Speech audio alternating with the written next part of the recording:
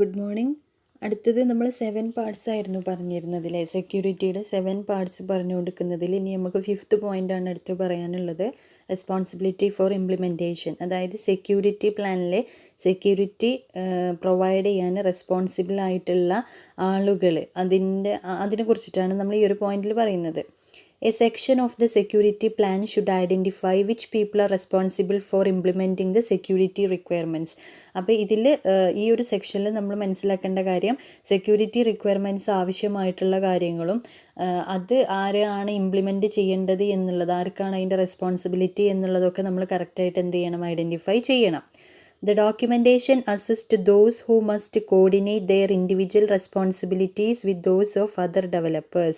At the same time, the plan makes explicit who is accountable should some requirement not be met or some vulnerability not be addressed. അപ്പോൾ ഇവിടെ നമ്മൾ നോക്കേണ്ട ഒരു കാര്യം, ഡോക്യുമെൻറ്റേഷനിൽ എന്ത് ചെയ്യണം, ഓരോ ഇൻഡിവിജ്വൽ റെസ്പോൺസിബിലിറ്റീസ് പ്ലസ് ഡെവലപ്പേഴ്സിൻ്റെ ആസ്പെക്ട്സിലൂടെയും കൂടെ ഉള്ളത് എന്ത് ചെയ്യണം, നമ്മൾ കൺസിഡർ ചെയ്യണം.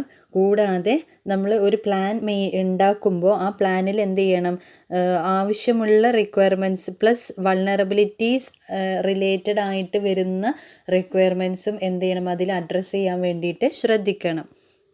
The plan notes who is responsible for implementing controls when a new vulnerability is discovered or a new kind of asset is introduced. അപ്പോൾ ഈ പ്ലാനിൽ എന്ത് ചെയ്യണമെന്ന് വെച്ചാൽ നമ്മൾ പുതിയ ഒരു എന്തെങ്കിലും പുതിയൊരു റെസ്പോൺസിബിലിറ്റി വരികയോ ഒരു വൾണറബിലിറ്റി വരികയോ അല്ലെങ്കിൽ എന്തെങ്കിലും ഒരു കൈൻഡ് ഓഫ് അസറ്റ് ഇൻട്രൊഡ്യൂസ് ചെയ്യുകയോ പുതിയൊരു കൈൻഡ് ഓഫ് അസറ്റ് ഇൻട്രൊഡ്യൂസ് ചെയ്യുകയൊക്കെ ചെയ്താൽ നമ്മൾ എന്ത് ചെയ്യണം, ഇതൊക്കെ നമ്മളെ പ്ലാനിലും നോട്ട് ചെയ്യാൻ വേണ്ടിയിട്ട് ശ്രദ്ധിക്കണം എന്നതാണ്. ഇതൊക്കെ റെസ്പോൺസിബിലിറ്റീസാണ്, ഈ സെക്യൂരിറ്റി റിലേറ്റഡ് ആയിട്ട് വർക്ക് ചെയ്യുന്ന ആളുകളുടെ റെസ്പോൺസിബിലിറ്റീസാണ് ഈ പറഞ്ഞതൊക്കെ. അപ്പോൾ എക്സാമ്പിളായിട്ട് നമുക്ക് പറയാം, personal computer users may be responsible for the security of their own machines. അപ്പോൾ നമ്മളെ സിസ്റ്റത്തിൻ്റെ സെക്യൂരിറ്റി ആര് റെസ്പോൺസിബിലിറ്റിയാണ്, നമ്മളെ റെസ്പോൺസിബിലിറ്റിയാണ്.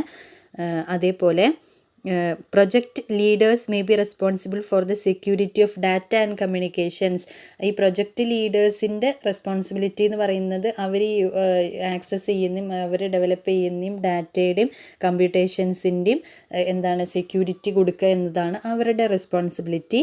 Managers may be responsible for seeing that the people they supervise implement security measures. മാനേജേഴ്സിൻ്റെ റെസ്പോൺസിബിലിറ്റി എന്ന് പറഞ്ഞാൽ അവരുടെ അണ്ടറിൽ വരുന്ന ആളുകൾ സെക്യൂരിറ്റി മെഷേഴ്സ് പ്രൊവൈഡ് ചെയ്യുന്നുണ്ട് എന്നത് സൂപ്പർവൈസ് ചെയ്യാണ് ആരുടെ പണി, മാനേജേഴ്സിൻ്റെ പണി. Database administrators may be responsible for the access to and integrity of data in their database. ഡാറ്റാബേസിലെ ആക്സസിങ്ങും ഇൻറ്റഗ്രിറ്റിയും ഉറപ്പ് വരുത്തുന്നതാണ് ഡാറ്റാബേസ് അഡ്മിനിസ്ട്രേറ്റേഴ്സിൻ്റെ റെസ്പോൺസിബിലിറ്റി. പിന്നെ information officers may be responsible for overseeing the creation and use of data. ഡാറ്റയുടെ ക്രിയേഷനും യൂസിങ്ങും നോക്കുക എന്നുള്ളതാണ് ആരുടെ റെസ്പോൺസിബിലിറ്റി, ഇൻഫർമേഷൻ ഓഫീസേഴ്സിൻ്റെ റെസ്പോൺസിബിലിറ്റി. പിന്നെ personnel staff members may be responsible for security involving employees. അപ്പോൾ ഇത്രയും എന്ന് പറഞ്ഞാൽ ഇത് നമ്മളൊക്കെ എക്സാമ്പിളാണ്. അപ്പോൾ ഓരോരുത്തർക്കും എന്തുണ്ട്, ഓരോ കാര്യത്തിലും സെക്യൂരിറ്റി കൊടുക്കാൻ അതിൻ്റേതായിട്ടുള്ള റെസ്പോൺസിബിലിറ്റീസ് ഉണ്ട് എന്നുള്ളത് മനസ്സിലാക്കുക. അടുത്തത് നമുക്ക് പറയാനുള്ളത് ടൈം ടേബിൾ ആണ്. A comprehensive security plan cannot be executed instantly. അതായത് ഒരു സെക്യൂരിറ്റി പ്ലാൻ എന്ന് പറഞ്ഞാൽ ഇപ്പോൾ ടൈം ടേബിൾ എന്ന് പറഞ്ഞാൽ നമുക്കറിയാം എന്താണെന്ന്, ഷെഡ്യൂളിംഗ് ആണ്. അപ്പോൾ അത് തോന്നിയ പോലെ എങ്ങനെയെങ്കിലും അങ്ങോട്ട് എന്ത് ചെയ്യാണ്, എക്സിക്യൂട്ട് ചെയ്യുക എന്നുള്ളതല്ല. അത് കറക്റ്റായിട്ട് എന്ത് ചെയ്യണം, ഒരു ഷെഡ്യൂൾ നമ്മൾ പ്രിപ്പയർ ചെയ്യണം. The security plan includes a timetable that shows how and when the elements of the plan will be performed. എങ്ങനെ പെർഫോം ചെയ്യണം, എപ്പോൾ പെർഫോം ചെയ്യണം എന്നുള്ളതൊക്കെ നമ്മൾ എന്ത് ചെയ്യണം, അത് കറക്റ്റായിട്ട് ടൈം ടേബിളിലൂടെ പ്ലാൻ ചെയ്തിരിക്കണം.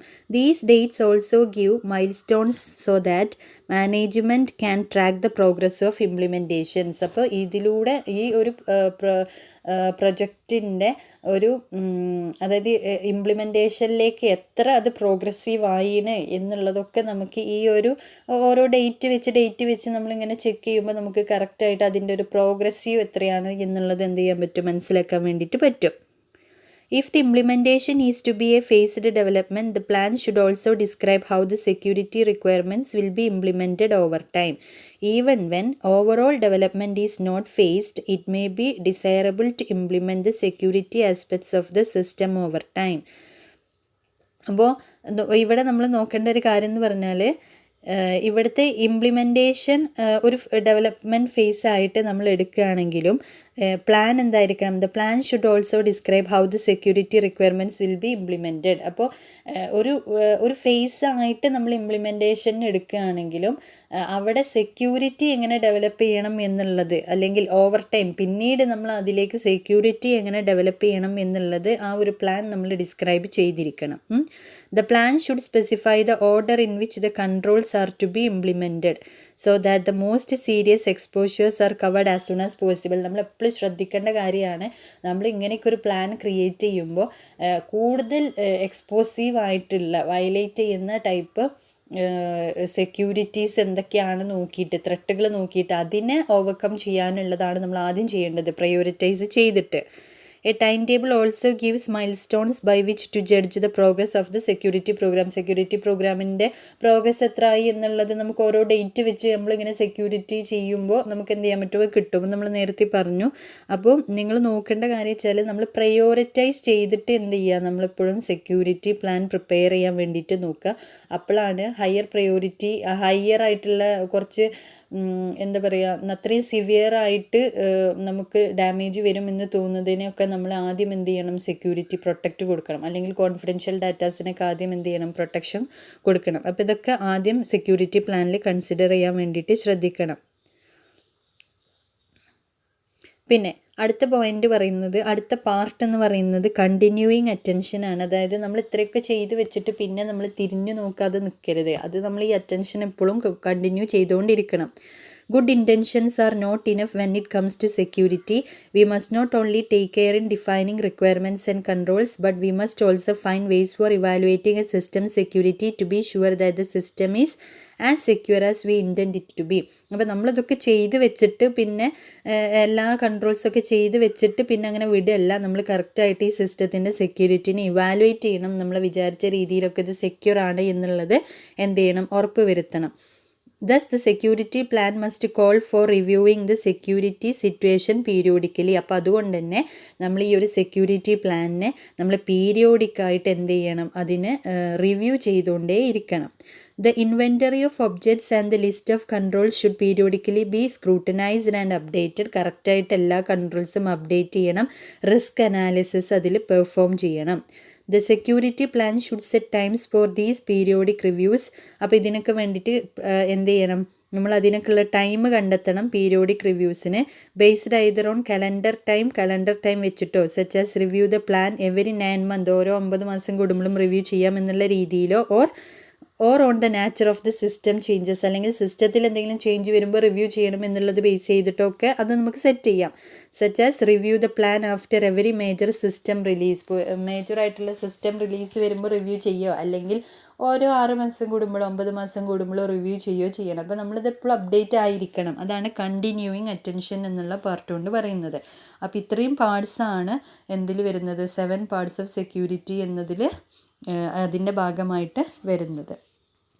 Thank you.